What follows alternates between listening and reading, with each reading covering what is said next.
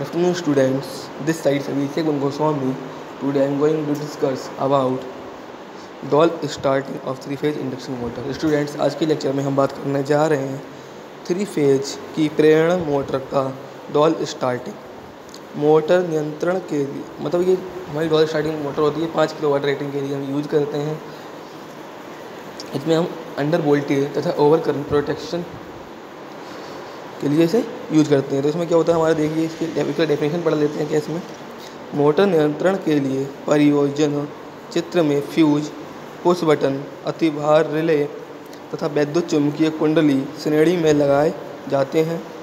शक्ति परिपथ में लाइन सप्लाई तथा मोटर के मध्य फ्यूज, शक्ति परिपथ में लाइन सप्लाई तथा मोटर के मध्य फ्यूज TPIC 3 पोल इंटीग्रेटेड क्लैडिड स्विच, शक्ति संपर्कन 9 वोल्ट रिले तथा अतिभार रिले श्रेणी में जुड़े होते हैं। वैद्युत चुम्बकीय कुंडली 220 वोल्ट के लिए बनाई जाती है, इसलिए उदासीन तार से जोड़े जाते हैं और इसे उदासीन तार से जोड़ते हैं। तब इसके लिए हम क्या करते हैं, मोटर को कंट्रोल करने के लिए फ्यूज लगाते हैं, पुश बटन लगाते हैं, अतिभार रिले लगाते हैं, वैद्युत चुम्बकीय कुंडली लगाते हैं। तो परिपथ में लाइन सप्लाई तथा मोटर के मध्य फ्यूज TPIC स्विच, शक्ति संपर्क तथा 9 वोल्ट रिले आदि अतिभार रिले इसमें जुड़े होते हैं। देखिए, सहायक संपर्क पुश बटन के समांतर में जुड़े होते हैं। क्या क्या समांतर में जुड़ा होता है? पहला हमारा है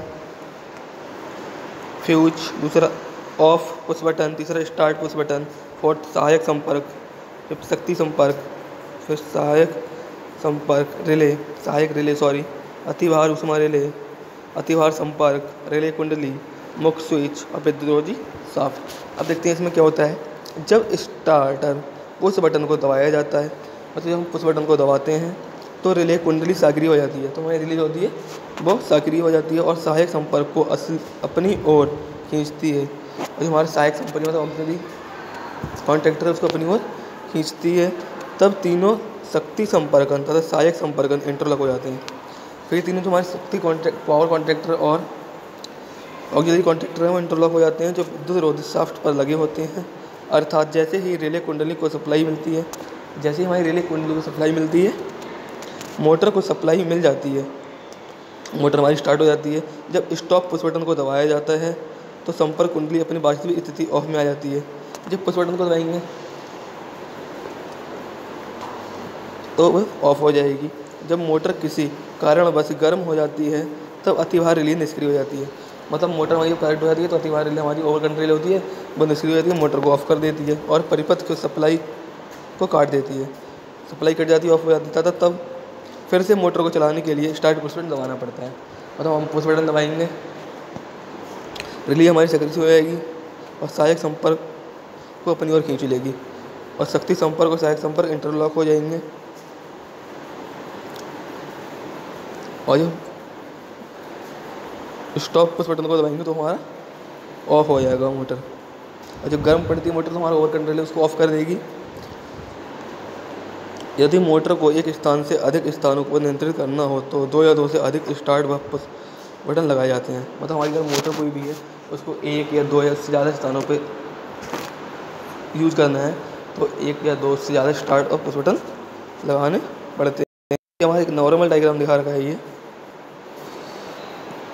हमारी सप्लाई दे रखी है न्यूट्रल सिंगल फेज के लिए। ये पहला हमने बताया था, यहाँ देखिए पहला वाला हमारा है, ये यहाँ पे नंबरिंग कर रखी है ये वाली, ये और नोटेशन वहाँ देखिए 1 2 3 करके इसकी नोटेशन यहाँ दे रखी है। 1 पे देखिए फ्यूज है हमारा, 2 पे हमारा देखा है ऑफ पुश बटन, 3 पे देखा है स्टार्ट पुश बटन, सहायक संपर्कन। ये सारे नंबर यहाँ दे रखे हैं। ये 3 फेज के लिए। इसमें देखिए 3 सप्लाई दे रखी है हमने, एक न्यूट्रल है, यहाँ फ्यूज लगा दिए, ये 3 हमारे स्विच लगे हैं। हमारे इसमें एक रिले कोयल लगा होता है, जब हम सप्लाई देंगे रिले कोयल ऑन होगा तो ये इससे कनेक्ट हो जाएंगे, सप्लाई आने लगेगी। ये हमारे सहायक स्विच लगे हैं, ये हमारी मोटर को सप्लाई मिलने लगेगी। और ये हमारी इसमें हमारी ओवर करंट रिले, ये हमारी रिले तीनों तार से कनेक्टेड है। जब भी हमारा सिस्टम कोई ओवर हीट वगैरह करेगा देखिए हम दो टाइप की प्रोटेक्शन का यूज़ करते हैं ना अंडर वोल्टेज और ओवर करंट के लिए। मान लीजिए हमारा यहाँ पे वोल्टेज हमारे 100 की रेटिंग, इसकी रेटिंग हमारी दे रखी है 180 दे रखी है, 180 वोल्ट इतना आ रहा है तो हमारा चलता रहेगा। मान लीजिए फ्लक्चुएशन हुआ और इसकी स्पीड हमारी 160 हो गई, वोल्टेज की 160 हो गई सॉरी, तो ये अपने आप ही ऑफ कर देगा ना ये, फिर ये इससे दूर हट जाएगा। तो हमारा अगर ओवर करंट की हम बात करें अगर, तो उसमें क्या होता है,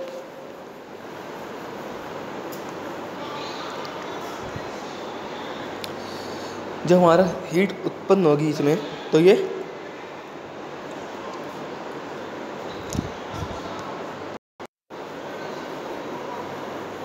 इससे कनेक्ट हो जाएगा। जब आगे चलने लगेगा हमारी मोटर गर्म पड़ने लगेगी, जब यहाँ तक हीटिंग आएगी तो इसको ऑफ़ कर देगा और हमारा सिस्टम ऑफ हो जाएगा।